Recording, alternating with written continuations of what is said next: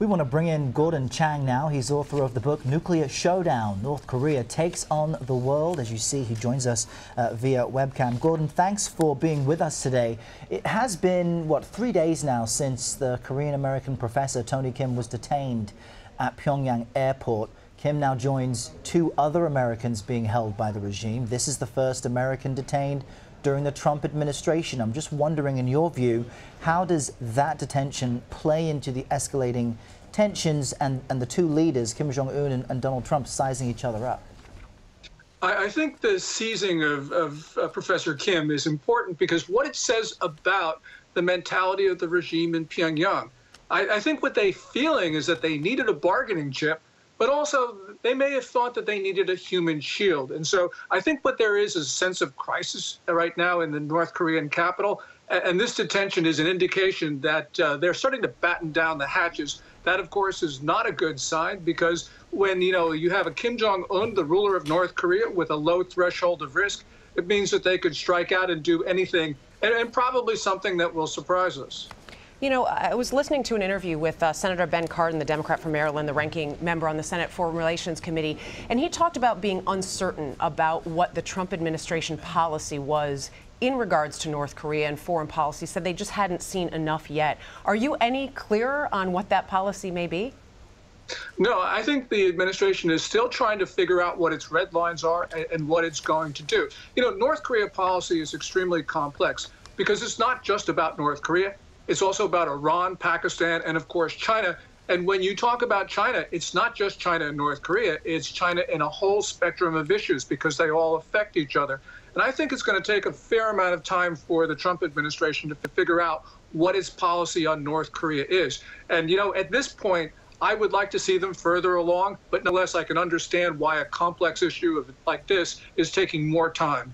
And it appears that the administration is really trying to figure out what its policy is towards China in order to deal with North Korea. Donald Trump on the campaign trail promised to label China a currency manipulator. He has now walked that back after meeting with President Xi. Yet he is willing to take some tweets and shots at Canada and impose some taxes on lumber, for example. What do you make of the way Donald Trump is dealing with China as it relates to North Korea and other issues?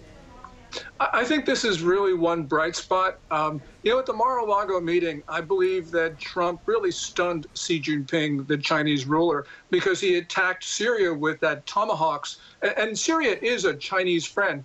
Trump could have waited for Xi Jinping to have left Florida, but he didn't do that. And so I think the Chinese now are very cautious about dealing with the United States. And I think that they actually put some pressure on Pyongyang, for instance, not to detonate its 6th nuclear device or not to test what Kim Jong-un talked about, which was a long-range ballistic missile that he promised to do in fairly short order. So I think that so far this is working out well. But the Chinese are backtracking. They are buying North Korean coal, despite their February 18th promise not to do so. And it seems like they're bolstering economic relations with Pyongyang, especially in the last couple of days, with the resumption of flights to Pyongyang by Air China, the flag carrier.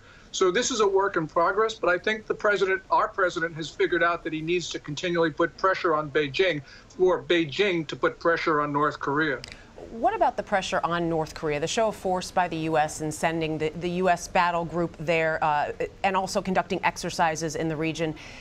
Does that embolden the North Koreans, or does it sort of get them to step back for a moment? I think that it intimidates them, but I think the North Koreans are not focusing so much on the Carl Vinson strike group as they are about what the Chinese and Russians are doing on their border.